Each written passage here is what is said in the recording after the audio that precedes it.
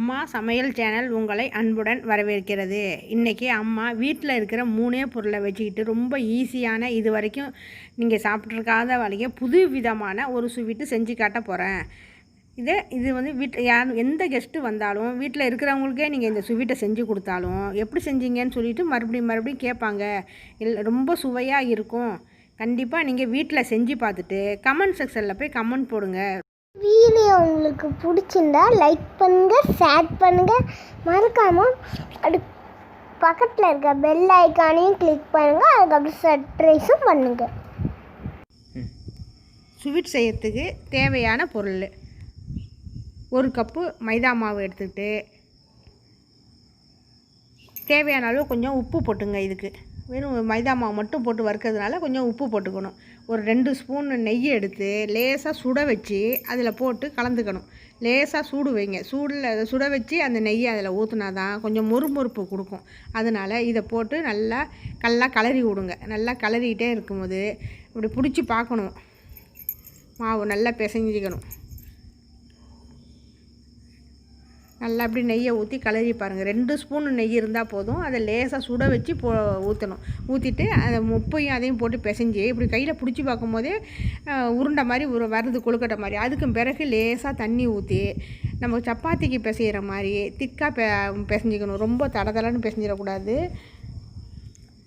லேசாக தண்ணி ஊற்றி நல்லா பிசைஞ்சிட்டு அப்படி அமுக்கி பார்த்தீங்கன்னா நல்லா சாஃப்டாகிடும். அதுக்கும் பிறகு அந்த நெய் ஒரு 1/2 ஸ்பூன் நெய் எடுத்து நம்ம கையில் தடவிட்டு மேலே சும்மா ஒரு கோட்டிங் மாதிரி மாவு காஞ்சிராமல் இருக்கிறதுக்காக அது மேலே நெய்யை போட்டு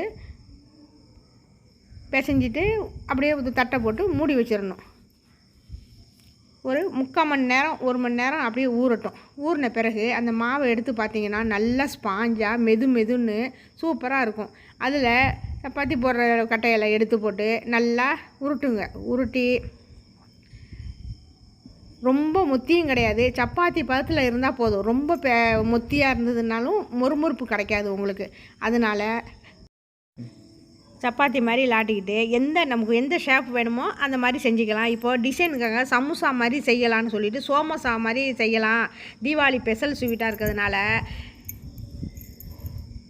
நமக்கு பிடிச்ச ஒரு கிண்ணத்தில் டிசைன் நல்ல பெருசாக லாட்டிக்கிட்டு ஒரு மூடியை வச்சு அதை வெட்டிட்டு ரவுண்டு ஷேப் வந்த பிறகு ஓரத்தில் வெட்டிடாமல் நடு சென்டரில் மட்டும் நல்ல கூரான கத்தியில் ஒரு கட்டர் வச்சுக்கிட்டு கீழே வரைக்கும் நல்லா இழுத்து விடுங்க.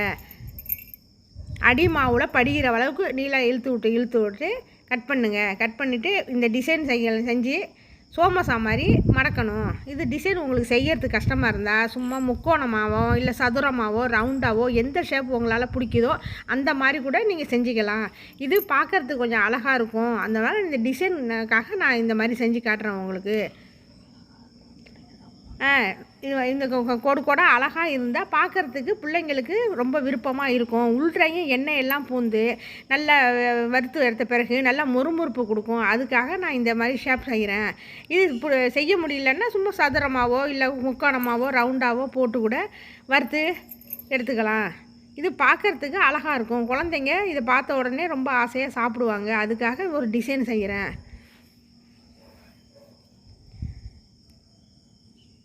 எல்லா மாவுலையும் இந்த மாதிரி ரவுண்டாக போட்டு கட் பண்ணி எடுத்து வச்சுக்கிடுங்க. எடுத்து வச்சுக்கிட்டு எண்ணெய் சட்டியை காய வச்சு மிதமான தீயில் தான் வைக்கணும். ரொம்ப ஈஸியாக ரொம்ப வேகமாக தீயை வச்சு அதில் போட்டு எடுத்தோம்னா அப்படியே மேலே கருவுமே தவிர உள்ளே வேவாது. மைதா மாவு உள்ளே நல்லா வெந்து மொறுமொறுப்பு கொடுக்கணும். அதனால் மிதமான சூட்டில் ரொம்ப சிம்முலையும் வச்சிடாதீங்க. நடுத்தரமாக வச்சு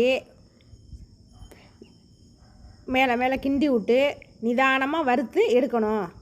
நல்லா செவக்க வறுத்து எடுக்கணும்.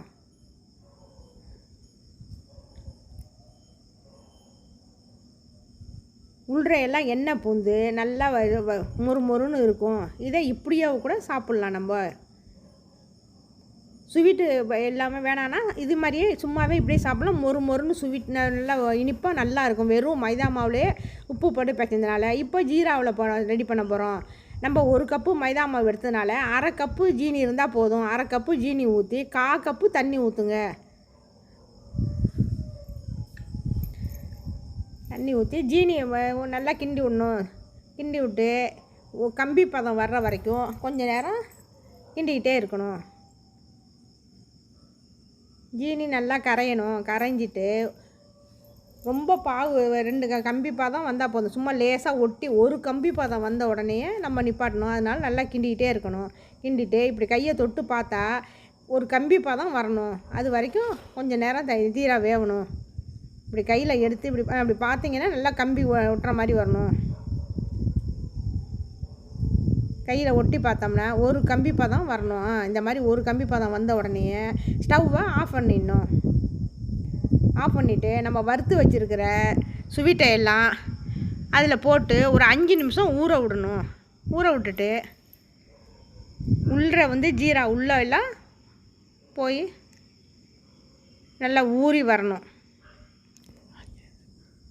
5 நிமிஷம் கழித்து மறுபடியும் தட்டில் எடுத்து வச்சுருங்க. எடுத்து வச்சுட்டு பாக்கி இருக்கிறதையும் போட்டு இந்த மாதிரி பெரட்டி எடுத்து வச்சு ஒரு 10 நிமிஷம்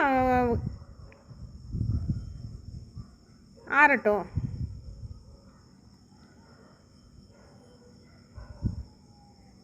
10 நிமிஷம் ஆறின பிறகு நல்லா மொறுன்னு கிடச்சிரும்.